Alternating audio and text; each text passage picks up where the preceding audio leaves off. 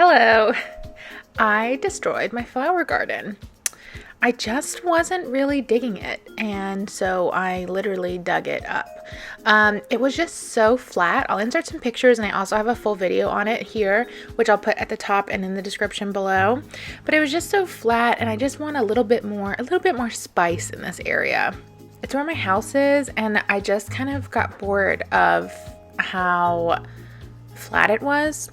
So I'm starting with the terraforming, and we're just going to build up this second level. I didn't think I was going to really have enough room to do a third level, so just planned on having my house on the second level, and then my brother's house is down here on the beach currently, and the plan is to have a little kind of cutout in the second level where their house is going to be kind of nestled in. So I'm just grabbing the kit to move my house and an incline. And I don't remember why I pulled out my map, but I thought I'd take this opportunity to show you a couple of the kind of red and white villagers that I've moved in so far.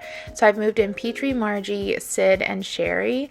And then Iona, I'm still waiting on her picture. But Agnes, Portia, and Kiki have really grown on me, and so I wasn't really ready to let them go yet. So they're still hanging around. Next time one of them asks and I'm ready to villager hunt, I'll probably let them go, but I put a halt on amiiboing in my Valentine's Day lineup just because I wasn't quite ready to say goodbye to those three. So just mapping out where I'm going to place my house before I do, and then going ahead and pulling the trigger, and then getting started on some trees. The next day you can see that some trees are starting to grow in, and I have finished clearing all this space of all those flowers. Again, I'm having such a hard time knowing kind of how many to save and if I should throw them away, because some of the hybrids are just so time consuming to get that it feels like such a waste to chuck them. Just completing building out the terraforming here, and then my brother's house, like I said, is going to go here. So I just started to map out where that's going to be. And initially I did the waterscaping around first, but turns out you can have water right up next to your house, but you can't place a house when the water's already there. So I did have to undo that and then do it again. So I wanted to have this waterfall behind my brother's house. Hopefully I won't get too overwhelmed by the sound, because I do just find the waterfalls very loud. So I had to fill in the water, and then when I was doing the water again, I hadn't taken into account the space in front of the door that you can't terraform in. So I had to move the house a second time so that I could move it a third time over a couple spaces in order to get that little ring of water around it. I did a little 4-way waterfall up here. It's the only real space I had for like a third level of terraforming, and I just put a little plumeria bush on there. So my eventual vision for this island definitely takes place like in the summer when everything's like its greenest. So I was just looking up, and the plumeria overlap with the hydrangeas and with the hibiscus. Plumerias bloom from June to September, the hydrangeas bloom June to July, and then hibiscus July to September. So there's a little bit of overlap. So once I get to like the final form of this island and I decide like when I want to save the dream address and everything, I'll have to decide if I want hibiscus to be the flowering bushes or hydrangeas. It is nice to know that the plumeria offer another option so that you can actually have like 4 different bushes on your island at once that are flowering.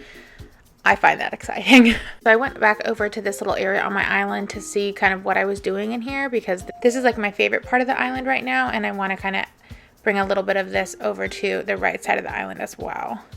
Went to Leaf looking for bushes, but he only had winter bushes, and Katrina gave me good luck again, which is actually bad luck because it means that I can't do the purification service, which I've only been able to do once, so I only have 1 item from her. I decided here that I definitely needed to use the jungle path I have, and I will of course put that path in the description below. And I'll also save you the pain of having to watch me lay it down, because it is excruciating. And I know lots of people like to do the paver tool with custom designs, but I find that to be even more time consuming. So now that I have all the path laid down, I can start with some items.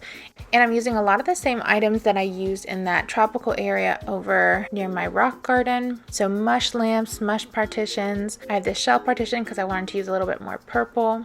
I tried to make these wheat fields work in a couple different places, which you'll see again. Found a place for the dormant volcano. Very happy with that. Now that I'm watching this back and I can see the giant vine over on the gyroid forest side, I feel like this area needs a giant vine or two as well.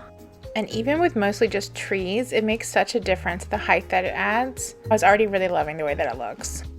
So I started filling in with some flowers, and once it was all done, I really wish that I had more bushes, but I just didn't have that many starts. So next time Leaf has a good stock of like summery bushes, I'll probably swap out some flowers for bushes. I felt like I was a little lacking in the bush department here, but it was a supply issue, okay? So I really tried to get these wheat fields to work, and I just really feel like it's hard for them to work in spaces that aren't very square. I don't know, I tried my best with them, but you see me tussle with them later too. Had to add a little froggy chair, of course. I haven't gotten a chance to use this bath with yuzu in it, and I put it down thinking maybe I could fit it somewhere, but it wasn't quite the vibe. But I just popped it over in my orchard because I want to figure out a way to incorporate that over near the orchard, but I was not ready to allocate brain space to that at this current time. Of course, had to do the bug cage out here because I love to have a place to change clothes quickly, and it's just one of my favorite items. Back again, trying to get the wheat fields to work.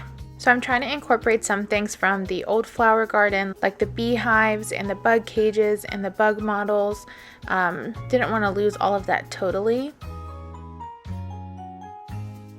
Trying to work with those wheat fields again.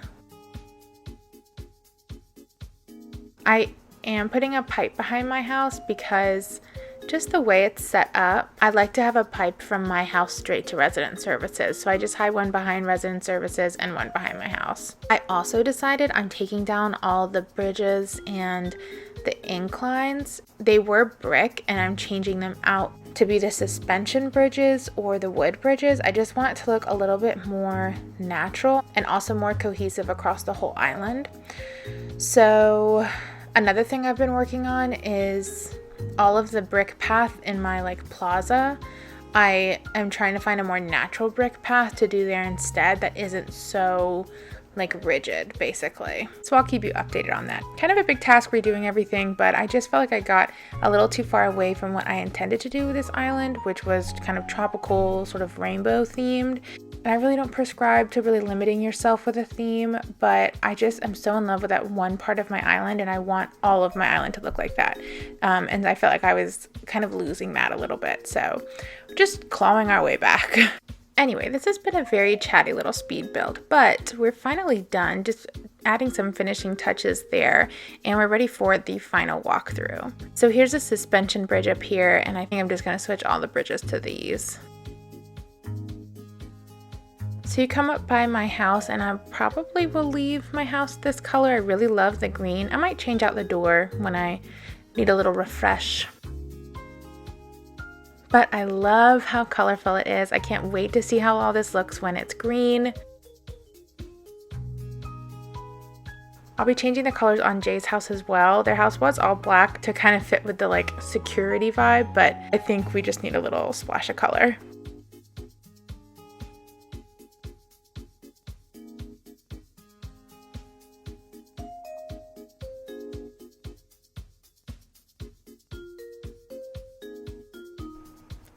I love this view. It's so pretty and colorful.